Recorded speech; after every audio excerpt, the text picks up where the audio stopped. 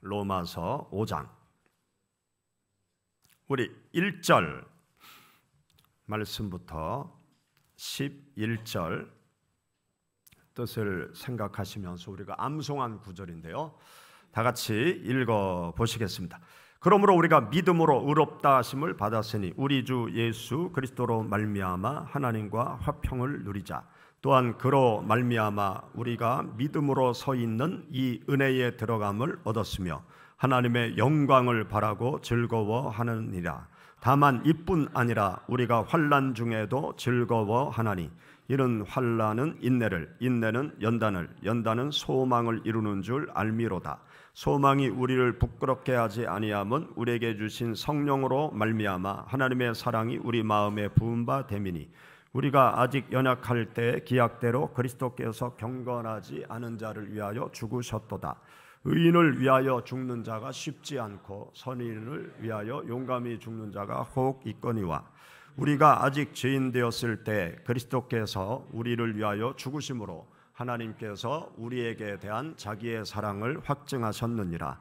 그러면 이제 우리가 그의 피로 말미암아 의롭다 하심을 받았으니 더욱 그로 말미암아 진노하심에서 구원을 받을 것이니 곧 우리가 원수 되었을 때 그의 아들의 죽으심으로 말미암아 하나님과 화목되었은즉 화목하게 된 자로서는 더욱 그의 살아나심으로 말미암아 구원을 받을 것이니라. 그뿐 아니라 이제 우리로 화목하게 하신 우리 주 예수 그리스도로 말미암아 하나님 안에서 또한 즐거워하느니라. 아멘. 우리가 말씀 암송을 계속 하고 있습니다. 로마서 올해 상반기 5장 말씀을 우리가 암송해 가는데 저도 암송을 열심히 해보려고 하는데 완벽하게 잘 안 되더라고요. 이 암송을 잘 하려면 내용을 충분히 우리가 알고 이해를 하면 말씀 암송하는데 많은 도움이 됩니다. 그래서 암송을 하는 중에 여러분들과 함께 로마서 5장 말씀을 함께 은혜 나누어야 되겠다, 그런 생각이 들어서 로마서 5장 말씀을 중심으로 여러분들에게 말씀을 전합니다.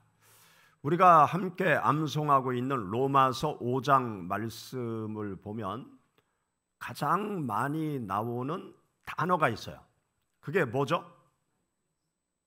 예수 그리스도로 말미암아, 예수 그리스도로 말미암아라는 단어하고 또 하나 우리가, 그러므로 우리가, 또한 우리가, 다만 이뿐 아니라 우리가, 그러면서 반복적으로 계속 우리가라는 단어가 계속 나오고 있어요.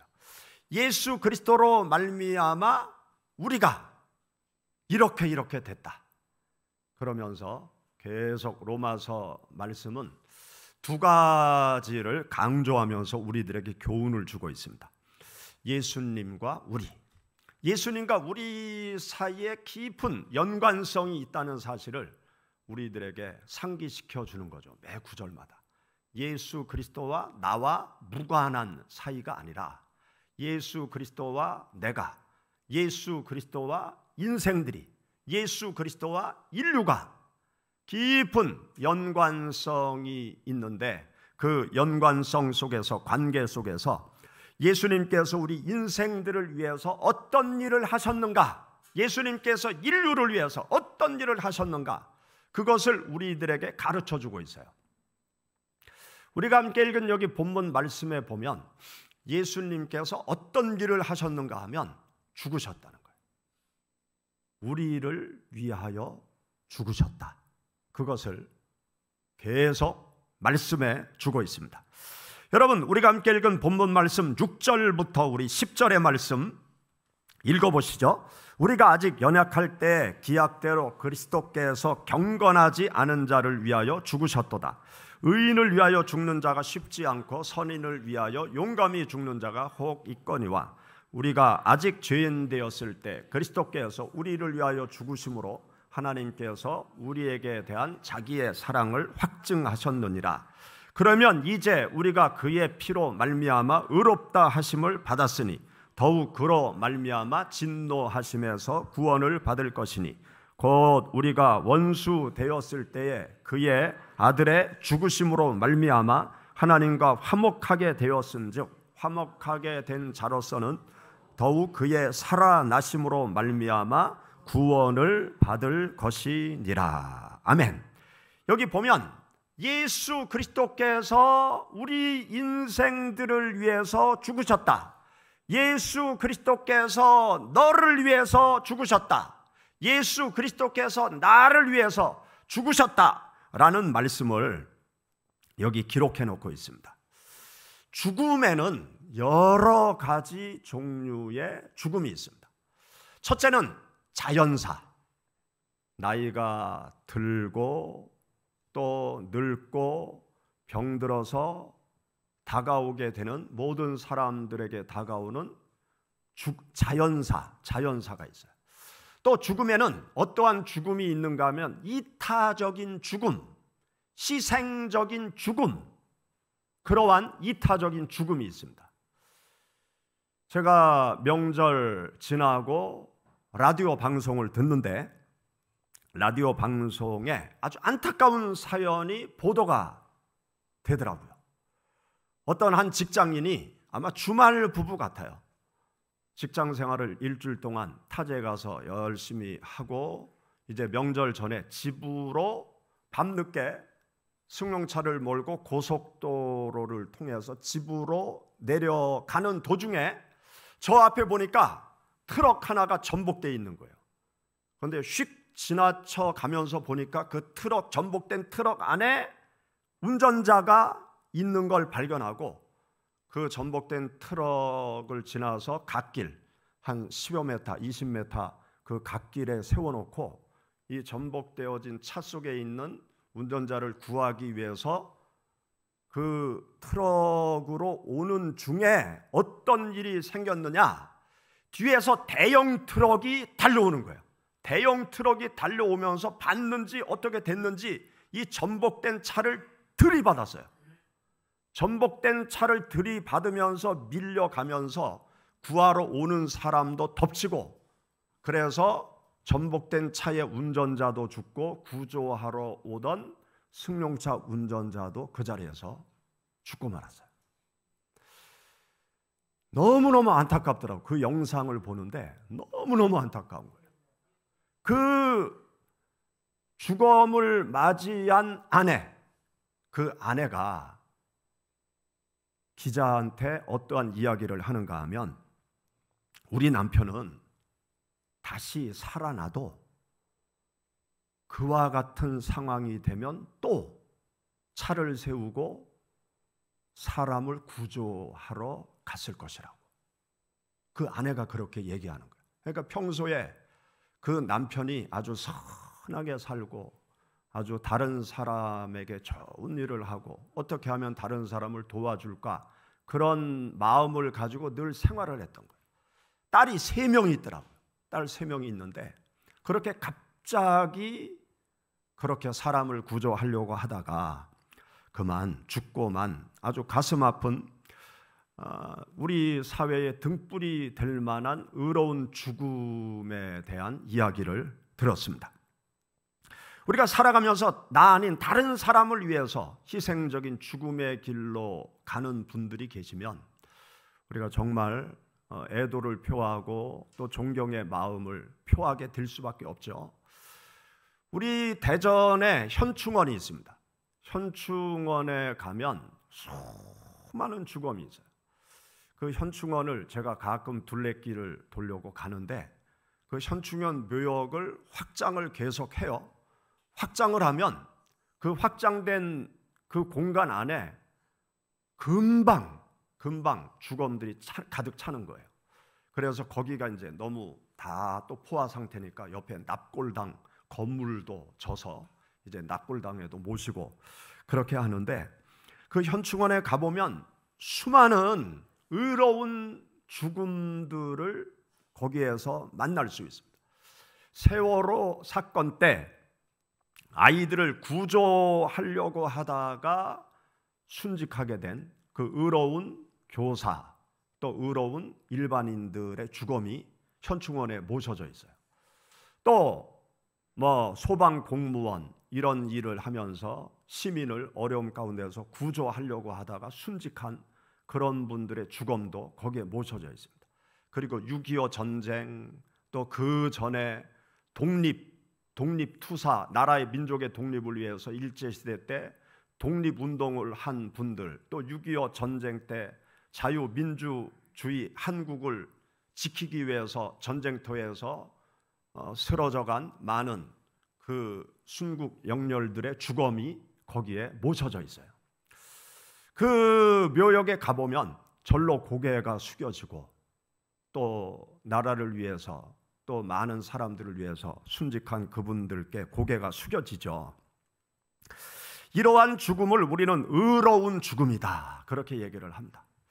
그런데 오늘 우리가 함께 읽은 여기 성경 말씀에 소개되고 있는 예수 그리스도의 죽음, 예수 그리스도의 죽음은 세상에서 볼 수 없는 죽음이에요. 예수님의 죽음의 내용을 우리가 깊이 살펴보면 의인을 위한 죽음이 아니셨어요. 조국과 민족을 위한 죽음도 아니셨습니다. 직장 동료들을 구하기 위한 그러한 죽음도 아니셨어요. 선한 일을 하시다가 순직한 그러한 죽음도 아니셨어요. 예수 그리스도의 죽음을 가만히 생각해 보면은요, 본문 말씀에 소개된 예수 그리스도의 죽음을 가만히 생각해 보면 예수 그리스도의 죽음은 이상한 죽음입니다. 이상해요. 평범한 죽음이 아니에요. 아주 이상한 죽음이에요. 여러분, 우리가 성경 말씀을 읽어보았죠. 예수님께서 누구를 위해서 죽으셨느냐? 경건하지 않은 자를 위해서 죽으셨다는 거예요. 경건하지 않은 자. 또 예수 그리스도는 죄인들을 위해서 죽으셨다는 거예요. 죄 많은 사람들을 위해서 죽으셨다는 거예요. 그리고 예수 그리스도의 죽음은 진노를 받아야 될 인생들을 위한 죽음이었다. 그렇게 여기 본문 말씀에 소개를 하고 있어요. 이상하지 않습니까? 죄인을 위해서 죽을 사람이 있겠어요? 경건하지 않은 자를 위해서 개망나니처럼 살아가는 사람을 위해서 죽을 사람이 있겠어요? 극악한 살인자를 위해서 죽을 사람이 세상에 있겠습니까? 예수 그리스도의 죽음은 이상한 죽음이에요. 죄인들을 위해서, 경건하지 않은 자를 위해서, 사형당할 인간을 위해서 예수 그리스도께서 죽으셨다는 거예요. 우리가 읽고 있는 이 성경 말씀은 예수님에 대해서 우리들에게 가르쳐주고 있는데 예수 그리스도의 죽음은 이상한 죽음이다. 그리고 창세기 말씀부터 우리가 쭉 읽어가면서 보면 수많은 죽음이 소개되고 있어요. 수많은 죽음이 소개되고 있는데 여러분, 놀랍게도 성경 말씀의 최초의 죽음이 3장에 나와요. 창세기 1장, 2장에는 죽음이 없어요. 하나님께서 천지와 만물을 창조한 세상 속에 죽음이 없었어요.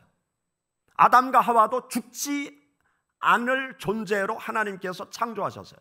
선악과 열매를 따르면서 영생하도록, 죄송합니다. 생명나무 열매를 먹으면서 영생하도록, 그렇게 이 에덴 동산에는 죽음이라는 것을 볼 수 없었어요. 그런데 창세기 1장을 지나고 2장을 지나고 3장에 가면 죽음이 등장합니다. 아담과 하와가 하나님 앞에 범죄하죠. 범죄에서 아담과 하와가 당하는 죽음이 아니에요. 아담과 하와가 죽기 전에 또 다른 죽음이 성경에 기록되어 있어요. 그 죽음이 무엇이냐? 아담과 하와가 하나님 앞에 범죄하고 난 후에 이상한 두 가지 현상이 나타났어요. 첫째, 하나님을 두려워하는 마음이 생겼죠. 그리고 둘째는 벌거벗은 상태가 수치스럽게 느껴지는, 부끄러움을 느끼게 되는 그런 현상이 나타났어요. 아담과 하와가 벌거벗고 범죄하기 전에 생활을 했지만 부끄럽지 않았어요.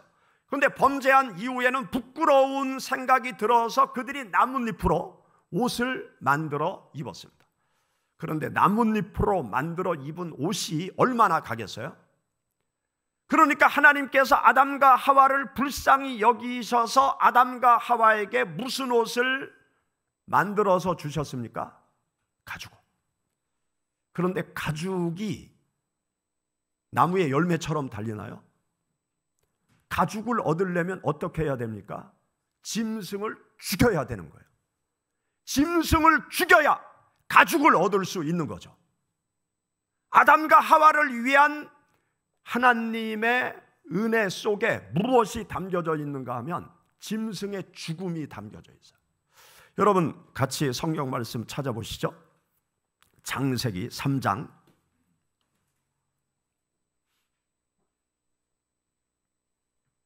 창세기 3장 21절 말씀. 여호와 하나님이 아담과 그의 아내를 위하여 가죽옷을 지어 입히시니라. 여기 보면 아담과 하와를 위해서 짐승을 죽였다는 거죠. 짐승을 죽여 짐승의 가죽을 다 벗겨내서 그 짐승의 가죽을 가지고 아담과 하와를 위해서 부끄러움을 가리기 위해서 가죽옷을 만들어 주었다는 것입니다. 여기 짐승이 무슨 죄가 있어요? 짐승은 죄가 없어요. 그런데 인간 대신 죽었죠. 짐승 편에서 생각해 보세요. 내가 짐승이라고 생각해 보세요. 갑자기 나를 붙잡더니 목을 따가지고 죽여가지고 가죽을 벗겨서 다른 사람에게 가죽옷을 만들어 준다고 생각해 보세요. 이 짐승은 얼마나 억울하겠습니까? 얼마나 분통이 터지겠어요? 여기 짐승의 죽음은 죄 많은 인간들을 위한 죽음입니다. 그리고 성경 말씀에 또 다른 죽음이 있어요. 다윗과 밧세바 사이에서 첫 번째로 태어난 아들이 있었어요. 솔로몬 말고 솔로몬 전에 다윗과 밧세바 사이에 첫째 아들이 태어났는데 이 첫째 아들이 태어나서 얼마 가지 못해서 죽을 병에 걸려서 시름시름 앓다가 첫째 아들이 죽었습니다. 그런데 성경 말씀을 읽어보면 이 첫째 아들의 죽음, 다윗을 회개케 하기 위한 죽음이었어요. 다윗에게 경고의 메시지를 주기 위한 죽음이었어요. 나단 선지자가 찾아오죠. 네가 나쁜 짓 불륜을 저질렀다. 그 여자와 사이에서 태어나는 아기 반드시 죽을 거다. 하나님의 경고의 메시지를 전해줍니다. 그리고 그 아들은 정말 죽었어요. 그 아들의 죽음을 안고 다윗은 통곡하며 울고 회개하고 내 평생 하나님 앞에 바르게 살리라, 그러한 결심을 하게 되었어요. 그 아들의 죽음, 여러분 성경 한번 찾아보시죠. 사무엘하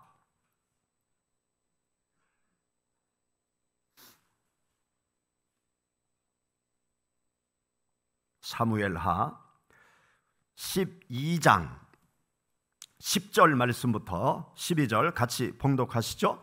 이제 내가 나를 업신여기고 햇사람 우리아의 아내를 빼앗아 내 아내로 삼았은즉 칼이 네 집에서 영원토록 떠나지 아니하리라 하셨고, 여호와께서 또 이와 같이 이르시기를 보라, 내가 너와 네 집에 재앙을 일으키고 내가 내 눈앞에서 내 아내를 빼앗아 내 이웃들에게 주리니 그 사람들이 내 아내들과 더불어 백주에 동침하리라. 너는 은밀히 행하였으나 나는 온 이스라엘 앞에서 백주에 이 일을 행하리라 하셨나이다 하니. 14절, 이 일로 말미암아 여호와의 원수가 크게 비방거리를 얻게 하였으니 당신이 낳은 아이가 반드시 죽으리이다. 나단 선지자가 다윗을 향해서 선포한 메시지입니다. 불륜으로 낳은 다윗과 밧세바 사이에 낳은 아들, 그 아들은 다윗의 죄로 말미암아 병들어 죽게 되었습니다. 다윗의 아들의 죽음, 그것은 다윗을 회개케 하고 경고하기 위한, 정신 차리게 하기 위한 죽음이었어요. 여기에서 아이가 무슨 죄가 있습니까? 아이 입장에서 생각할 때는 얼마나 원통하겠어요. 이 아이는 죄도 없는데 죽었어요. 성경 말씀에 보면 이상한 죽음이 소개됩니다. 우리가 믿는 예수 그리스도는 세상의 죽음과 전혀 다른 죽음을 맞이하신 거예요. 나라를 위해서 죽으신 것도 아니고,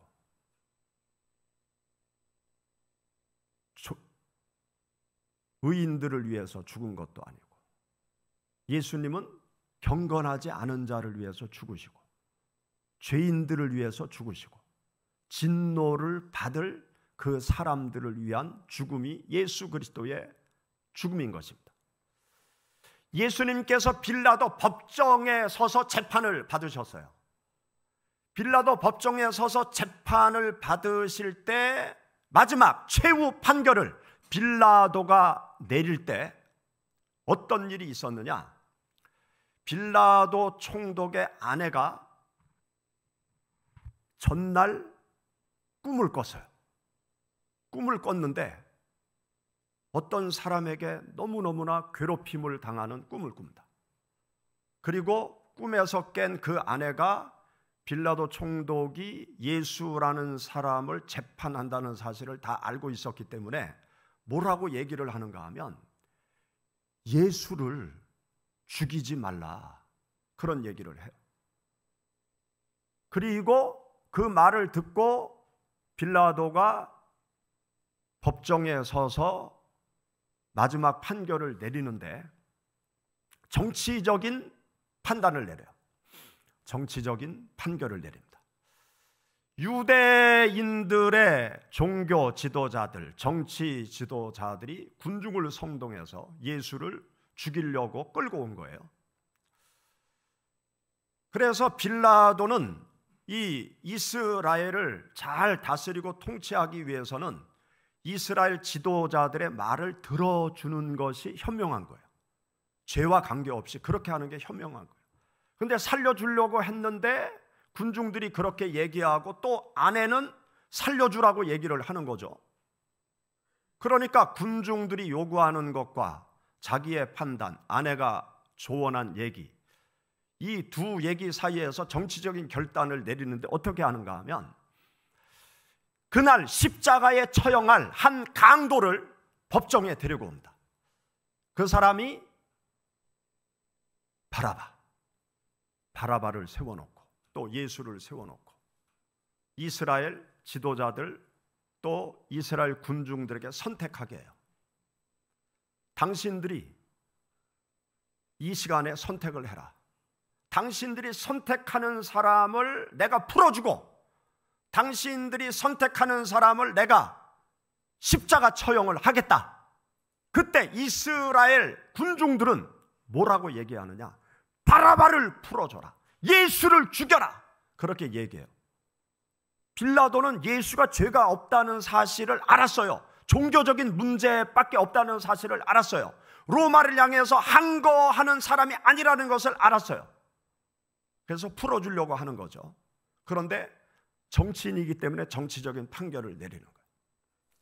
군중들, 이스라엘 지도자들이 예수를 죽여라, 바라바를 풀어줘라, 그렇게 요구할 때 너희들이 원하는 대로 예수를 십자가 처형에 처할 것이고 바라바를 너희들에게 풀어주겠다, 그렇게 판결을 내리죠.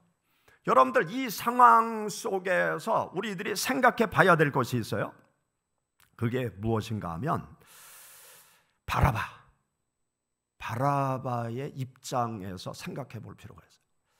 여러분들이 바라바라고 생각을 해보세요. 내가 오늘 십자가 처형을 당할 바라바다. 그렇게 생각해 보세요. 감옥에서 끌려 나올 때 나는 오늘 이제 죽었구나.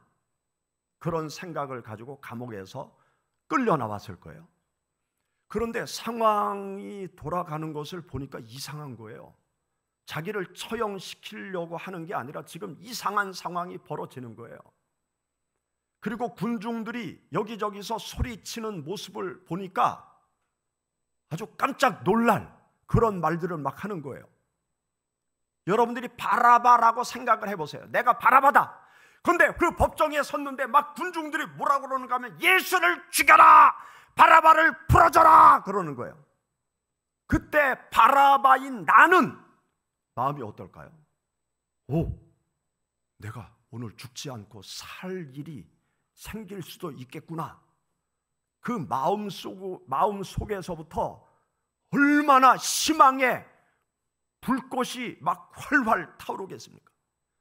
그리고 마지막 판결, 바라바를 풀어주고 예수를 십자가에 처형해라 빵 할 때 바라바는요 날아갈 듯이 기뻤을 거예요.